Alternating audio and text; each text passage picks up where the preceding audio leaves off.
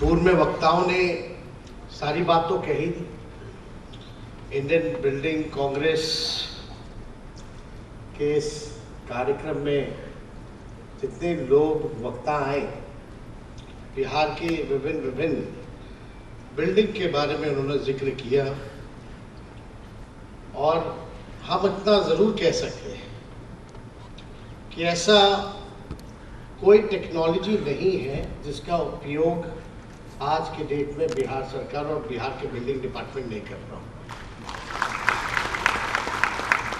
और हम तो शुक्रगुजार हैं अशोक चौधरी जी के, रवि जी के, कि बड़े अच्छे ढंग से और बड़े लगन के साथ जो बिहार का जो चैप्टर है और ये कार्यक्रम को इन्होंने आयोजित किया है। और काफ़ी सेशन होगा आगे, आप लोगों का लंबा दिन होगा, 2 दिन होगा। तो उसके लिए माननीय मुख्यमंत्री जी ने सलाह भी दी है कि भाई खाली बैठा के ही नहीं रखना, आप लोगों को थोड़ा 2-4 बिल्डिंग भी घुमा देना। जो बिहार में अच्छा म्यूजियम बना है, उस म्यूजियम के जो आर्किटेक्चर शायद जापानीज है, तो आप जब जाइएगा पटना न्यू म्यूजियम, तो एक जापानीज फील जो है आप लोगों को वो ज़रूर मिलेगा। और यहाँ बिहार में पुराने हेरिटेज साइट्स भी है। अभी हम किताब में देख रहे थे, कई हेरिटेज साइट्स का जो है जिक्र किया गया है। तो हमारे पास 2015 में जब हम पहली बार उप मुख्यमंत्री बने तो बिल्डिंग डिपार्टमेंट मेरे पास ही था। और माननीय मुख्यमंत्री जी की सोच थी कि जहां आज हम कन्वेंशन सेंटर पे बैठे हैं, या बगल में बापू सा बघार है, या पीछे सभ्यता द्वार है, उस समय काम चल रहा था इसका। और माननीय मुख्यमंत्री जी का उस समय भी कहना था कि भाई जल्द से जल्द जो है ये बनाया जाए। और ये बना है। और आप कल्पना कर सकते हैं कि जितना एफिल टावर में स्टील नहीं लगा उतना इन दोनों बिल्डिंगों में लगा। तो आप देखिएगा। और बापू साहब तो 5000 की कैपेसिटी का है। 2 साल पहले शाहरुख खान आए हुए थे,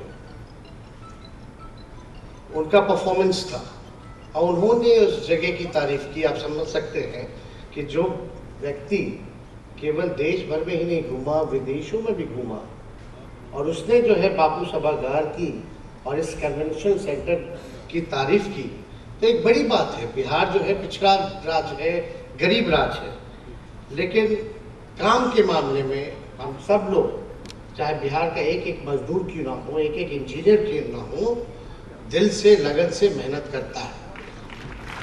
आप देखिए ये बिल्डिंग बनी है, केवल इसमें इंजीनियर्स का तो योगदान है ही, साथ ही साथ वो गरीब मजदूर का भी योगदान है। तो हम लोग की सरकार जो है नीतीश कुमार जी के नेतृत्व में महागठबंधन सरकार जो नई बनी है, हम लोग सभी लोगों का ख्याल रखने का काम कर रहे हैं। अब बिल्डिंग बनाने के लिए क्या क्या प्रयोग किया जाता है? Use of new technology, state of art practices, environmental friendly buildings और कंस्ट्रक्शन होना चाहिए, ताकि हमारे एनवायरमेंट पे कोई असर ना पड़े। आजकल यही ज़माना है, एनवायरमेंट को देखते हुए जो है सारा काम किया जा रहा है। और एंटी अर्थ एक जो आपका टेक्नोलॉजी है, उसको भी हम लोगों ने जो है साबित करके दिखाया है, हम लोगों ने बनाया है। अभी बता रहे थे 9 पॉइंट कुछ अगर स्केल भी हो अर्थक्वेक का, तो भी हम लोग जो है उस बिल्डिंग का कुछ नुकसान नहीं हो सकता।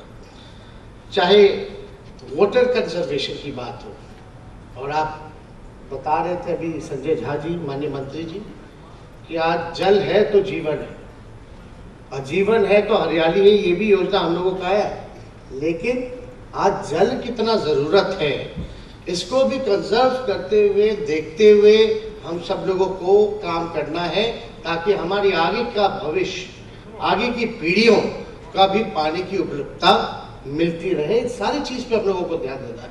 रेन वाटर हार्वेस्टिंग, सब लोग हम लोग जो है इस चीज़ पे, जो अंडर वाटर टैंक से लेकर के सारी चीज़ें जो है, जब बिल्डिंग बनाई जाती है तो इसके बारे में हम लोग ख्याल जो है ज़रूर रखते हैं। और वेस्ट मैनेजमेंट एफिशिएंसी, जो वेस्ट मैनेजमेंट एफिशिएंसी है उसका भी हम लोगों को ध्यान रखना है जब बिल्डिंग बनाना।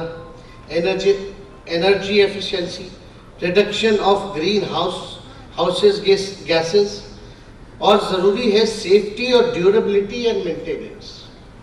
इन सारी चीज़ों का ध्यान हम सब लोगों को जब बिल्डिंग बनाते हैं तो रखने की ज़रूरत है, और यही नई टेक्नोलॉजी के आधार पर हम सब लोग काम कर रहे हैं। और हम अर्बन डेवलपमेंट मिनिस्टर भी हैं। बात होता है कि भाई पट्टा में ज़मीन नहीं है, कोई ऐसा 5 स्टार होटल नहीं है, और यहाँ आप देखिएगा पटना की आबादी लगातार बढ़ती जा रही है और शहर फैल रहा है, लेकिन हमारा क्या कोशिश है, सरकार की क्या जिम्मेवारी है? सरकार की ये जिम्मेवारी है कि जब घर बन जाए तो उसके बाद रोड नाले नहीं बनने चाहिए, पोल बिजली का नहीं लगना चाहिए, बल्कि पहले ही हम व्यवस्था कर ले, ऐसा इंफ्रास्ट्रक्चर तैयार कर ले ताकि रोड, बिजली, पानी, नाला पहले पहुंच जाए। अब क्या प्रॉब्लम आता है? अब उस जगह पे नाला बना दिया जाता है, घर जमाना बाद में, वो रोड जो है ऊपर हो जाता है, नाला ऊपर हो जाता है, घर नीचे हो जाता है, जल जमाव की स्थिति बनी रहती है। तो ऐसे कई प्रॉब्लम्स हैं। तो हम लोगों का एक लैंड पूलिंग पॉलिसी भी हम लोग लेके आ रहे हैं, जैसे जल्द इस पर चर्चा जो है चल रही है, और इसको ठीक ठाक कर करके हम लोग बाद में इसको हम लोग इम्प्लीमेंट ज़रूर करने का काम करेंगे। लैंड पूलिंग में अब आप देखिएगा प्रॉपरली फ्यूचर को देखते हुए शहर का फैलाव जो है एक वेल प्लान मैनर में होना चाहिए, इसको देखते हुए हम लोग सब लोग काम कर रहे हैं। इंडस्ट्री का अलग होगा, इंस्टीट्यूशनल अलग होगा, एजुकेशनल अलग होगा, रेसिडेंशियल अलग होगा, कमर्शियल जो है वो अलग होगा, एक वेल प्लान सिटी में, जहां आप देश के जितने मेट्रो सिटीज बाहर के देख रहे हैं, वैसी व्यवस्था जो है हम लोग बिहार में अब करने जा रहे हैं, और इस पे बड़ी गंभीरता से एक एक पहलू को हम लोग देखते हुए काम कर रहे हैं, ताकि हमारा जो आगे का 20 साल या 35 साल बाद जो शहर की आबादी होगी, कितना रोड, कौन सा चौड़ीकरण होगा, कितना कौन सा डबल लेन होगा, इन सारे, क्योंकि आरसीडी भी मेरे पास ही है, विभाग की जिम्मेवारी, तो ये सारी चीज रोड का भी मैनेजमेंट, कौन से रोड में कितना ट्रैफिक होगा, कंजेशन होगा, इन सारी चीजों का सर्वे जो है कर लिया गया है, और उस हिसाब से हम लोग योजना में ला रहे हैं और प्लान करके चिन्हित कर रहे हैं कि भाई फलना बाईपास यहाँ होना चाहिए, यहाँ कंजेशन है, आगे चल करके यहाँ ट्रैफिक बढ़ेगा तो इसको चौड़ीकरण करना हो। तो ये सारा काम जो है हम लोग कर रहे हैं। अब बताइए, हम लोग बिहार सरकार बार बार माननीय मुख्यमंत्री जी या हम लोग हमेशा से यही मांग करते रहे केंद्र सरकार से कि भाई पिछड़ा राज्य, केवल बिहार नहीं, और भी जो गरीब राज्य है, वो जब तक आप विशेष सहायता नहीं दीजिएगा, जब तक आप बिहार को विशेष राज्य का दर्जा नहीं दीजिएगा या विशेष पैकेज नहीं दीजिएगा, तब तक जो है देश तरक्की नहीं कर सकता। क्योंकि बिहार जैसे और गरीब राज्य जब तक आगे नहीं बढ़ेंगे तो हमारा देश कैसे आगे बढ़ेगा।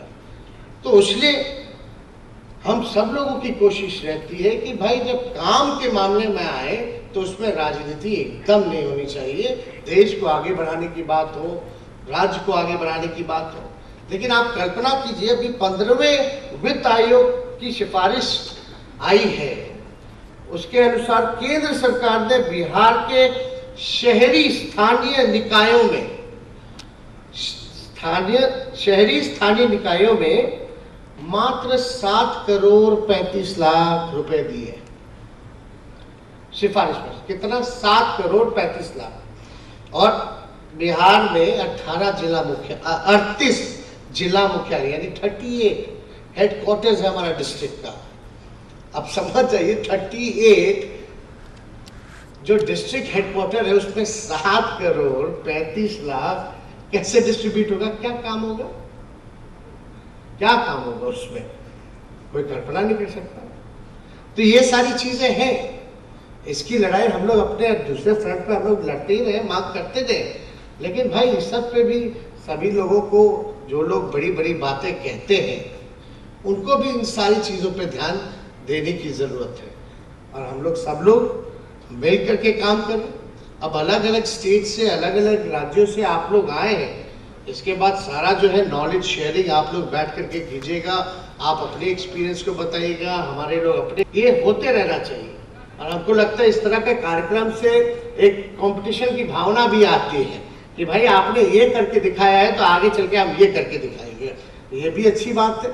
तो आप सब लोग, ज़्यादा समय हम नहीं लेंगे, ज़्यादा आप लोगों को यहाँ बैठा करके नहीं रखना चाहते, इसलिए हम आप सब लोगों का दिल से यहाँ अभिनंदन करते हैं, स्वागत करते हैं और ये विश्वास दिलाते हैं कि आज जहाँ हमारा बिहार खड़ा है, भविष्य में हम जरूर विकसित राज्यों में आने का काम करेंगे और आप सब लोगों के योगदान के बिना ये संभव नहीं है इंफ्रास्ट्रक्चर के मामले में। और एक बात और बता दें, Bihar is one of the leading state in the infrastructure development in the country. इतने कम रिसोर्स होने के बाद भी इंफ्रास्ट्रक्चर डेवलपमेंट में Bihar is one of the leading state. आप समझ सकते हैं कितनी बड़ी बात है, यानी हमें क्षमता है कर दिखाने की। तो हम जरूर, विश्वास है कि हम लोग जो प्रण है हम लोगों का बिहार को आगे बढ़ाने का, वो हम लोग जरूर मिल करके आप लोगों के सहयोग के साथ जरूर बिहार को आगे बढ़ाने का काम करेंगे। आप सभी लोगों का हम दिल से शुक्रगुजार हैं और आप लोगों को बधाई देते हैं। और आप लोग सब लोग बिहार आए हैं तो लिट्टी चोखा खाइएगा, अभी तो है ही सारा जो ट्रेडिशनल चीज़ है। और बिहार में हेरिटेज साइट्स भी बहुत है। शेर शाह सूरी का टॉम यही है।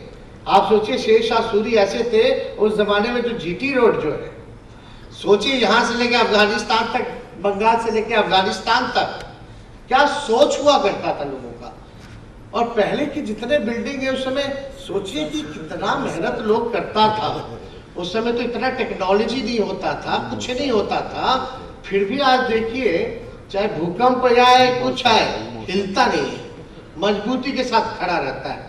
तो हम लोग तो अभी यही बात कर रहे थे अशोक चौधरी जी से, रवि जी से, कि भाई हमारे पास टूरिज्म डिपार्टमेंट भी है, काहे ने मिल करके आर्कियोलॉजिकल डिपार्टमेंट को बुला करके इस तरह के जितने हेरिटेज साइट्स है जो किताबों में दिया गया है, मिल करके इसको हम लोग मेंटेनेंस का ही नहीं बल्कि पुराने जिस रूप में था उस रूप में हम लोग प्रस्तुत करने का काम करें।